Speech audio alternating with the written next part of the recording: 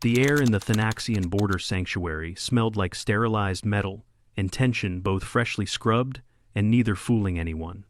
Red adjusted the stiff collar of his academy field uniform, eyeing the jagged enclosures lining the observation corridor. Each habitat was reinforced with shimmering energy barriers, lined with raw stone slabs, and oddly silent. No enrichment toys, no scent trails. No movement, even from the so-called rehabilitated Apex-class fauna lurking behind the glass. "This place gives me hives," mumbled Lyra, the feline-faced Solari cadet beside him, flattening her ears. "It's a predator reserve," Rhett replied absently. "You're not supposed to feel welcome." The corridor buzzed with overlapping conversations, mostly nervous. Cadets from 7 species made up this cohort of the Galactic Peacekeeping Academy, freshly uniformed, mostly green, and all just a bit too eager to ask questions that revealed how little they knew. Except Rhett. He just watched. Their instructor, a stern Thanaxian female built like a bunker wall, led the group toward a vaulted viewing platform. Her scales were matte black, armor-like, and her posture announced she had no time for weakness. The platform looked down into a chamber 30 meters across, ringed by plasma barriers and lit from above with UV-spanning spotlights. Below, a creature the size of a hoverbike paced the chamber in uneasy loops. 6 legs moved with unnatural fluidity. Obsidian hide shimmered with faint bioluminescent streaks along its back and flanks. A fan of short dorsal spines flicked with each twitch.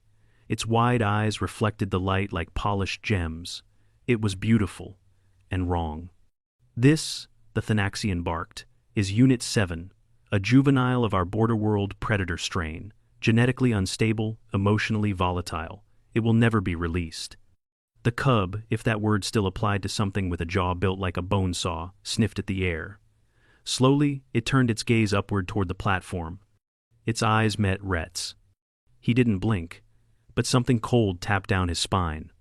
"Our handling teams maintain containment with biometric locks," the instructor continued.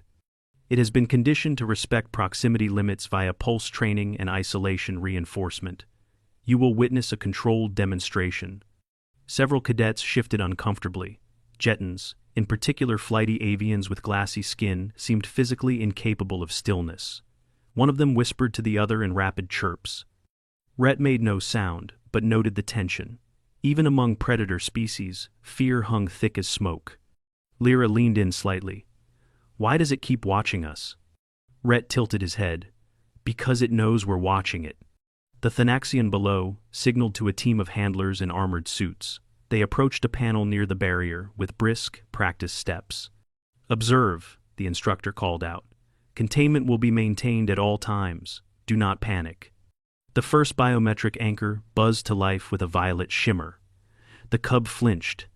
Then, with a soft crack and sizzle, the shimmer blinked out. For half a second, the room held its breath. Then all hell broke loose. The cub's posture shifted, not pounce, not play, something in between. It reared back on its hind 4 limbs, shoulders bunching, eyes dilating. A pulse of static erupted from the barrier console. Then the barrier dropped entirely. The cub leapt. Not toward the handlers, not toward the Thanaxians. It leapt straight through the exit hatch that led into the observation corridor. A shriek split the air. "It's loose!" someone screamed. 2 Jettons fainted before hitting the floor. A Ventari cadet dropped to his knees and threw up. Lyra grabbed Rhett's arm hard enough to leave marks. The instructor's voice roared over the comms, ordering full lockdown. But the cub was already inside. It moved like water, too fast for its size. Shoulder spines flared as it skidded past 2 cadets, scrambling for the emergency exit. A security bot deployed from the wall, optics blinking red, but hesitated. Its programming forbade engaging Apex juveniles directly. Another cadet tripped, skidding across the polished floor. The cub turned toward the fallen figure, nostrils flaring. Rhett didn't think. He moved. He stepped forward, slow and deliberate, heart punching against his ribs. His hands weren't shaking yet. He felt the panic around him like heat, like a storm on the skin. The cub's muscles tensed. One more twitch and it'd pounce. So, Rhett whistled. Short, rising in pitch, a familiar melodic trill. The cub froze. Its head swiveled toward him. It sniffed. The predator took a step, then another. The clatter of panicked claws behind Rhett faded into silence. Even the bots paused mid-deployment. The only sound left was the thump of the cub's heavy footfalls on steel. Then it sat, right on Rhett's lap. With a heavy chuff that shook Rhett's chest, the predator curled its bulk around him like a giant armored house cat. The pressure made his legs ache immediately, but he didn't move. He didn't dare. The cadets stared, dumbstruck. The Thanaxian instructor didn't speak. Security teams flanked the entrance, weapons raised but unused. The cub yawned, revealing double-jointed jaws and a mouth like a bear trap. It gave a low, contented chirp and nudged its blunt muzzle against Rhett's side. Rhett exhaled slowly. Someone's not getting enough enrichment time. 10 minutes later, he was still sitting there, stroking the cub's side with careful, measured pressure, as medics tried and failed to get close. The instructor's voice came in over comms, low and tight. "Do not attempt to move. Do not provoke. We are preparing sedatives." "No," Rhett said firmly. "Don't. You'll undo the imprinting." "She is not imprinted. She's curled around me like a weighted blanket. Pretty sure the imprinting ship has sailed." The Thanaxians weren't amused. Eventually, the cub stood of its own accord after Rhett whispered something else under his breath and allowed itself to be coaxed back toward the containment handlers, albeit with visible reluctance. The moment its tail vanished around the corridor bend, Rhett's legs gave out. Medics caught him before he hit the floor. "Do not sedate me either," he mumbled as they checked his vitals. "I'm not hurt." "You've got early-stage compression bruising on both femurs," the medic replied. "You sat under the weight of a 200-kilogram predator for 10 minutes. "Yeah," Rhett muttered. "That tracks." They gave him an ice pack and told him to lie flat. He refused. The next 2 hours were a blur of decontamination, biometric scans, and escalating levels of security clearance he didn't know he had access to. Rhett kept quiet until they hauled him into the debrief chamber, a windowless room with too many surveillance nodes and one very angry Thanaxian command handler. "How did you neutralize the threat?" she demanded. "What is that sound you used?" "A whistle." "It obeyed a whistle?" "It obeyed a conditioned cue reinforced by emotional desensitization and trust-based familiarity," Rhett said. "But sure, let's call it magic if you want." She paced. "You have military animal training?" "Worked summers at a xenological preserve in the Sierra Continent Range," Rhett said. 4 years before I got accepted into GPA, specialized in cross-species behavioral adaptation and trauma therapy." The Thanaxian's tail twitched. "You believe this predator has trauma?" "It's locked in a sterile box with no enrichment, no stimuli, no routine, and no bonds. Of course it has trauma. You're keeping it alive, not raising it." She hissed low. "You're raising apex predators in isolation tanks," Rhett said, sitting back, exhausted. "On Earth, we call that a lawsuit waiting to happen." No one spoke. Eventually, the instructor entered, silent and simmering. She stared at him for a long moment. Then she muttered, low enough that only he heard, "You are dangerous." Rhett looked at her, tired but calm. "No, I just understand things with teeth." The next morning started with a limp. Rhett shuffled through the sterile halls of the Thanaxian Sanctuary's south wing, a dull throb spreading from both thighs down to his knees. The compression bruises were mild. The medic had said no fractures, just tissue damage, but he moved like a man twice his age. The provided cold wraps were already warming uselessly against his skin. "You shouldn't be walking," said Juno, the Ventari cadet who'd thrown up during the incident. He kept his distance, translucent ears flicking nervously. "You could exacerbate the injury." Rhett didn't answer. The pain was real, but it grounded him.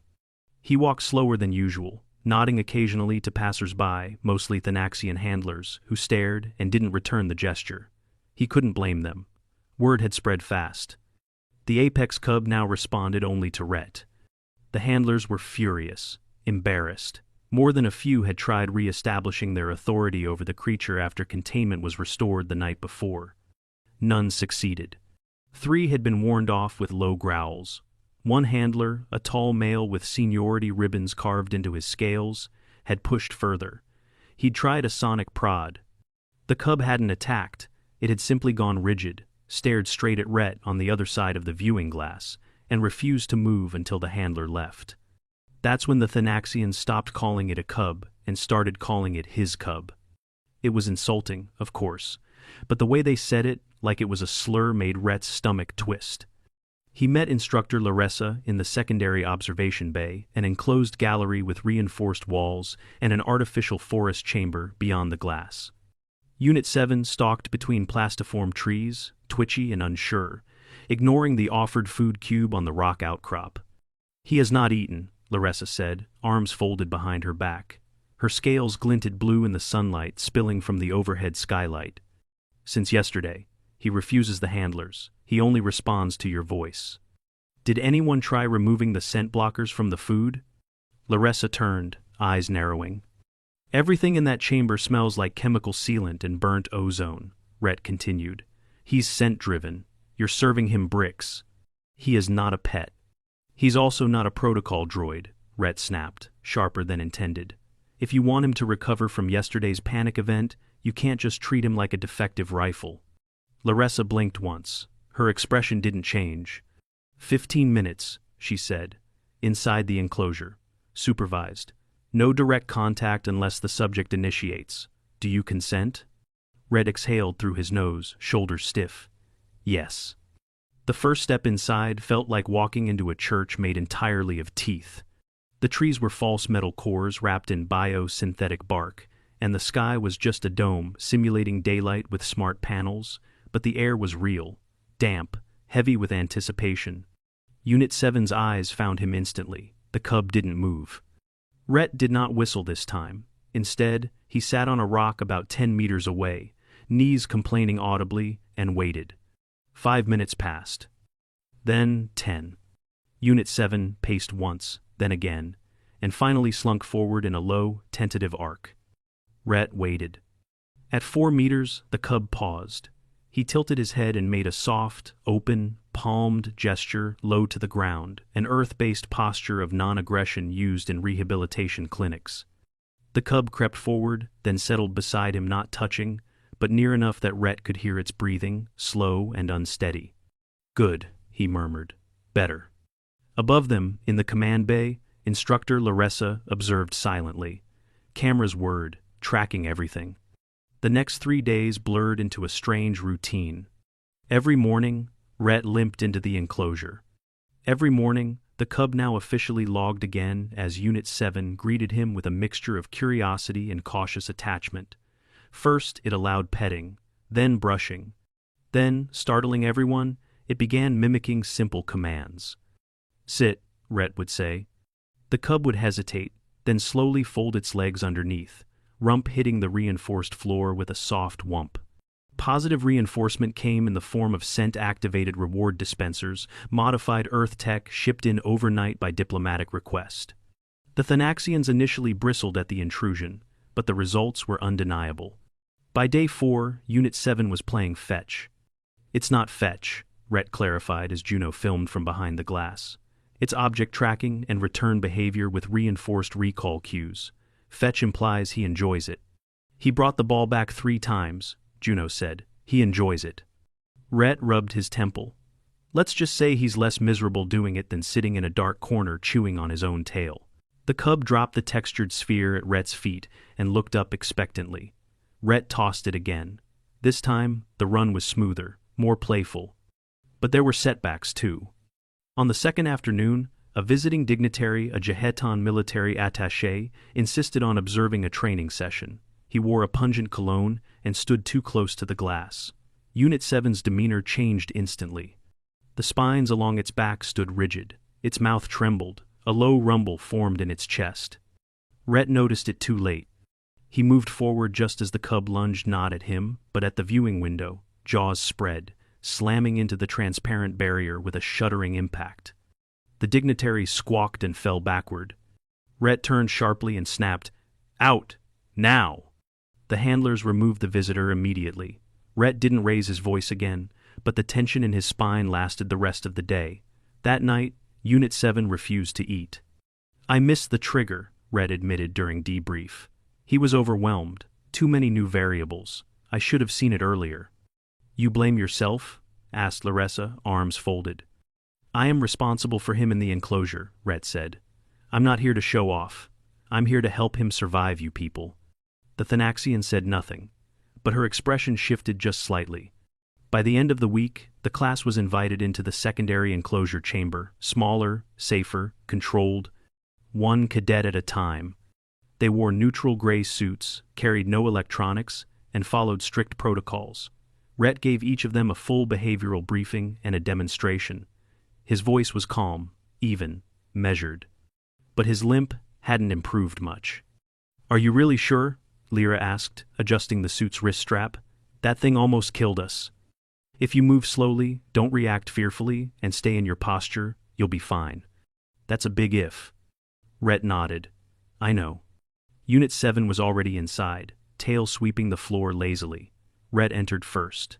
The cub rose and padded toward him immediately, head low, eyes bright. Rhett gave a short whistle and tapped the floor once. The cub sat. Lyra entered slowly. The room was silent. She took a few steps. The cub sniffed the air, blinked, and tilted its head. Lyra followed the guidance one step, wait, until she stood within arm's reach. Rhett gave her a look. She extended a hand. The cub lowered its head and licked her glove. Lyra let out a breath she hadn't realized she'd been holding. I think I peed a little, she whispered. Rhett grinned. Then, it was a perfect first meeting. More cadets followed over the next 2 days.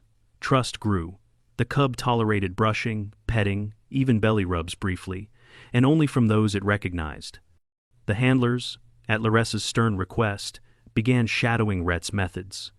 One Thanaxian, a male named Kareth, finally approached Rhett between sessions. You do not dominate him, he said. No, Rhett replied, massaging his bruised thighs. That was never the goal. Kareth seemed to wrestle with that. Why does he obey you? He doesn't, Rhett said. He chooses to listen, because I give him a reason to. Kareth stared into the chamber, where Unit 7 now rolled on his back in the dirt, letting Juno gently scratch between the spines. It is shameful, Kareth muttered, to see him like this, soft. No, Rhett said. This is strength. You just never gave him a reason to show it. The Thanaxian said nothing more. But the next day, Kareth brought a handmade scent toy into the chamber. The cub accepted it. Rhett didn't say anything. He didn't need to. By the 7th day, Unit 7 could be walked on a bioharness, sat on command, and even respond to 2 Thanaxian handlers without incident. The alien cadets, once fractured by fear and suspicion, now shared wide-eyed stories and clumsy jokes, laughing in languages Rhett only half understood. Even Larissa allowed herself a single nod of approval after the final walkthrough. That night, as the lights dimmed in the training dome and Rhett finally sat down in the dorms, with his legs elevated and 2 gel wraps tied across his thighs, Lyra dropped into the seat next to him. Do you miss him already? She asked. Rhett didn't answer right away. I keep thinking about how everyone saw a monster, he said finally, and he just wanted someone to stop flinching long enough to listen. Lyra tilted her head. You saw that day one? No, Rhett murmured, but I hoped it. She watched him for a moment. You're weird, she said softly, but good weird? Thanks, Rhett said, I think. He winced, shifting to ease the weight on his legs. You really should have let the medic's force rest. Rhett smiled faintly. Can't teach trust from the sidelines. The problem with progress was that someone always saw it as failure.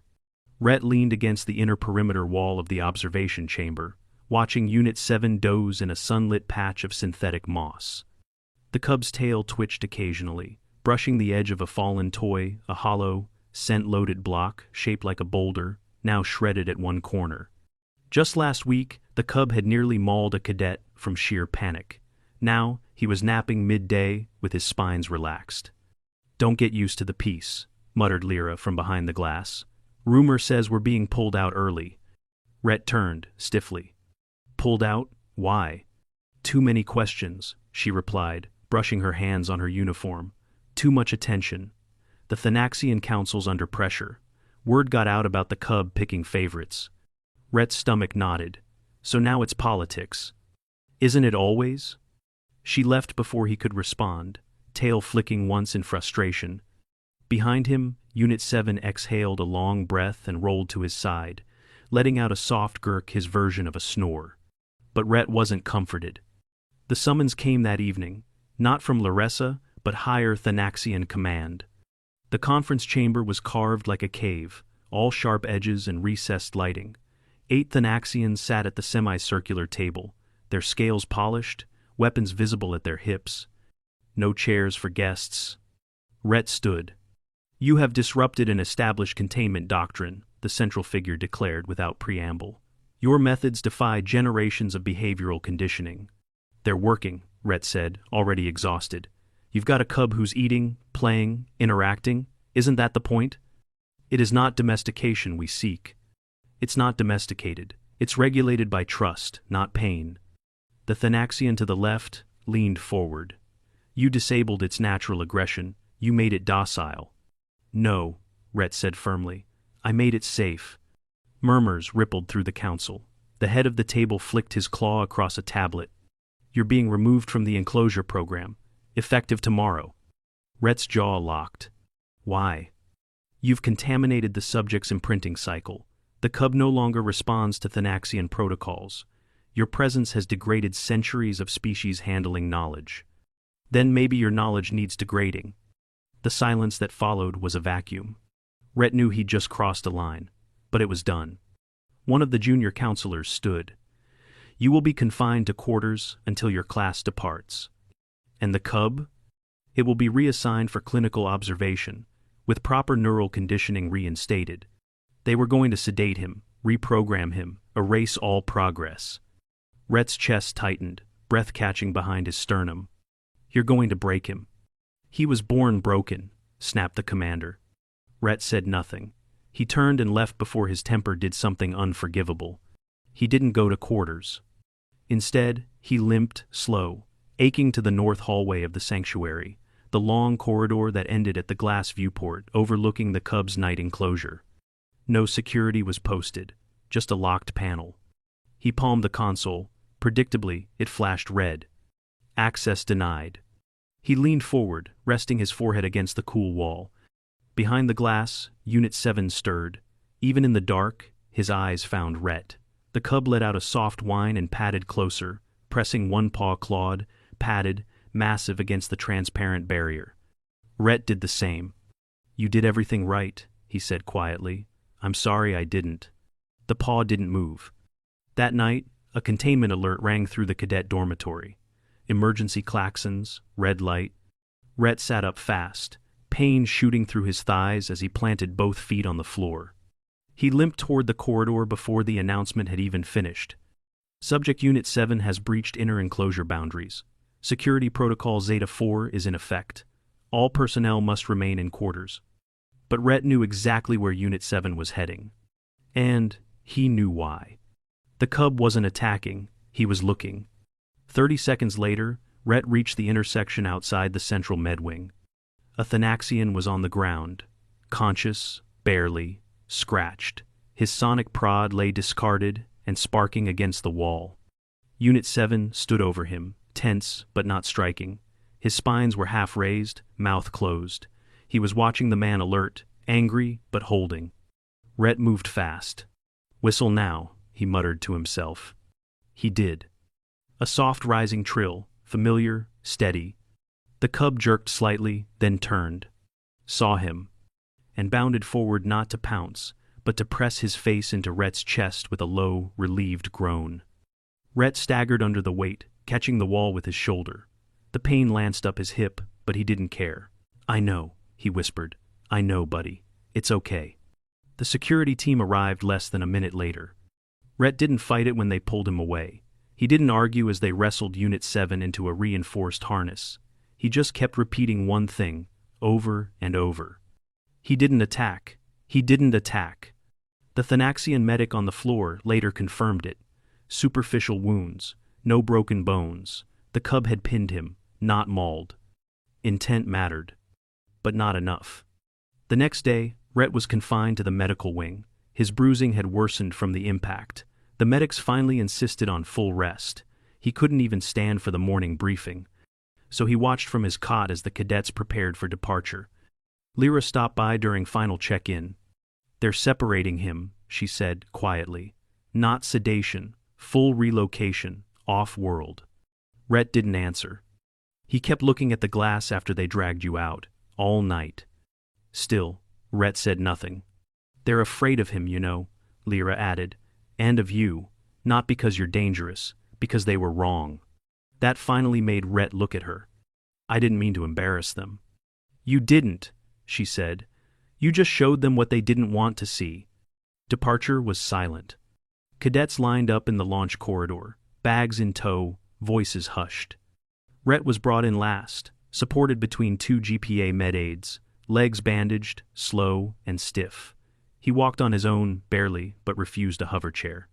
As they moved toward the ship, a panel in the wall flickered. It opened. Behind it, a thick glass viewport into the secure holding zone, temporary, before off-world transfer. Unit 7 sat there, silent.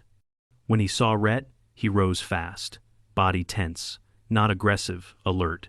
He rushed to the glass, slammed his paw to it. The cadets froze. Rhett stopped walking. The med-aides hesitated. Then, against every instruction, Rhett stepped forward and raised his hand to the glass. The cub stared into him. And sat. The room held its breath. A Thanaxian instructor nearby muttered under his breath, watching the scene unfold. "Humans are terrifying." Rhett turned slightly, not smug, not amused. Just tired. And honest. "Nah," he said softly. "We just got good at surviving things with teeth." The ship doors hissed open behind him. He limped toward them without looking back. The shuttle bay lights flickered as the cadet transport lifted off from the Thanaxian border sanctuary. Rhett watched the surface vanish below them, shards of dark architecture wrapped in containment domes and fencing grids, disappearing into mist. He said nothing the entire ascent. Across the cabin, cadets filled the silence with half-hearted chatter. Some replayed the event files from Unit 7's breach. Others stared out the viewports, eyes darting, thinking too loudly.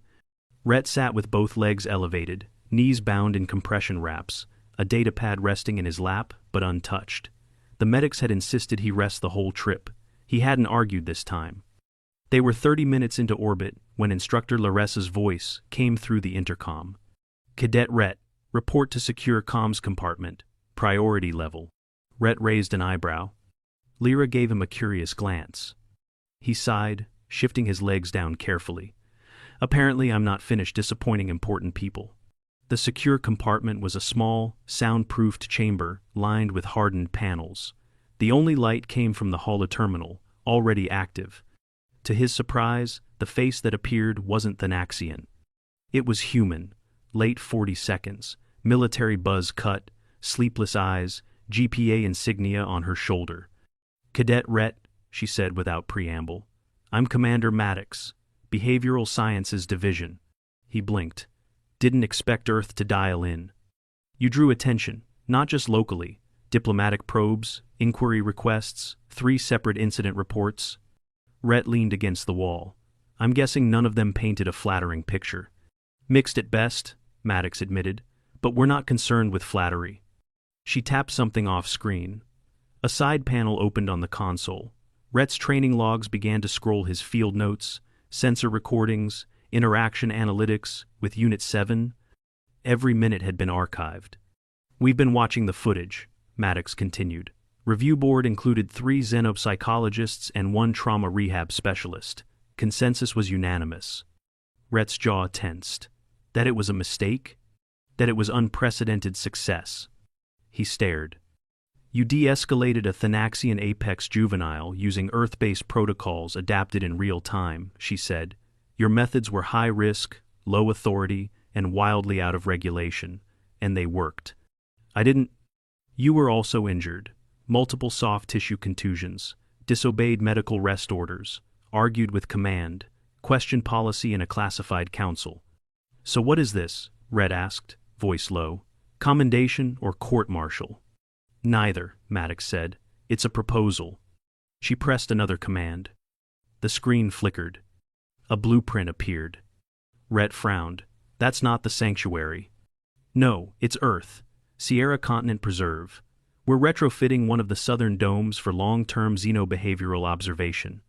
We want to transfer Unit 7 there, with you. He stared at the projection, words catching behind his teeth. You're asking me to adopt a Thanaxian predator. We're asking you to finish what you started. Rhett exhaled slowly. Does he even survive the trip? Stress, sedation, new atmosphere? He'll be monitored hourly. No sedation. We're working on a temporary transit cocoon with olfactory cues patterned after your uniform. Rhett laughed once, humorless. You've already made the decision. We had to, Maddox said, because if he stays there, he's going back under the scalpel. He closed his eyes, then opened them.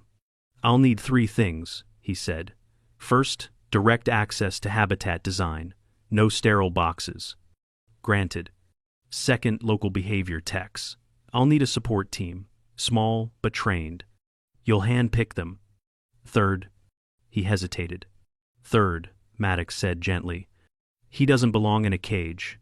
I won't do it unless we're working toward freedom. Not just obedience, not just display. She nodded. Understood. The screen went dark. 2 weeks later, Rhett stood in a reinforced platform under a green Earth sky. The air smelled like cedar, not metal. Real wind tugged at the trees, real trees, not plastic trunks and scent scrubbers. Across the enclosure, the transport capsule hummed as it touched down. He heard the soft, rhythmic pulse of the security field winding down. Then the door hissed open. The first thing he saw was a snout. Then pause. Then a half-step stumble as Unit 7 emerged into daylight for the first time in his life. Rhett didn't move. The cub's spines bristled, confused, stunned by the light and smells.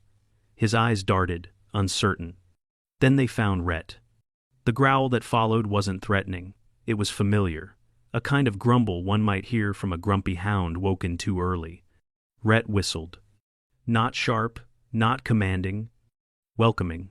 Unit 7 bounded forward, massive, clumsy, excited. He nearly toppled Rhett before curling tight around him in a full-body lean, purring with a deep, rolling resonance that vibrated through Rhett's chest. Easy, Rhett laughed, breath-catching. I just got cleared to stop limping. Behind them, the habitat techs watched silently from a monitoring station. He's different, one of them murmured. Rhett looked down at the cub, now chewing absent-mindedly on a stick. No, he said. He's just himself. Finally. The first few days were chaotic. The cub refused to sleep indoors. He pawed at real dirt like it was a toy. He stalked squirrels not to hunt, just to follow, and stared at rivers like they were alive. Rhett documented everything, logged every behavioral cue, mapped his scent patterns and rest cycles, but he also just sat with him. They watched sunsets together. Sometimes, the cub would doze with his jaw resting on Rhett's foot. It was too heavy. Rhett never moved. And for the first time in months, he stopped waking up with his jaw clenched. He started sleeping better, too. Weeks passed.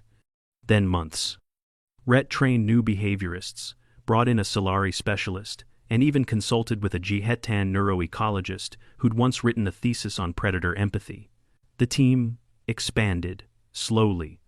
But the cub, he stayed constant. Bigger now, calmer, sometimes stubborn, always watching. And still, the only person who could make him roll over with a whistle was Rhett. The message came quietly one afternoon. An encrypted GPA file, not urgent. Inside, a hollow recording. The Naxian instructors. Cadet debriefs. A compilation of footage from the original incident, now fully cleared and approved for training use. The last shot? Rhett, seated on the floor of the enclosure, Unit 7 asleep with his massive skull resting on Rhett's lap. No force, no harness, just trust. Rhett didn't cry. But he saved the file, then forwarded it to every behavior training institute he knew. Add enrichment, he wrote in the message, and stop calling them monsters. That evening, as the forest dimmed and the sun burned soft orange across the trees, Rhett sat with a mug of lukewarm tea on the platform railing. Unit 7 padded up quietly, then flopped beside him with a snort. You've got pine sap in your nose again, Rhett muttered, wiping it off with his sleeve. The cub grunted and placed a paw massive, clawed, and terrifyingly heavy on Rhett's lap. Rhett didn't flinch. He just kept sipping his tea. "You know," he said, glancing down, "there's a universe full of people who think you're a beast, a weapon." The cub blinked up at him. "But you're just... you." He looked out at the trees.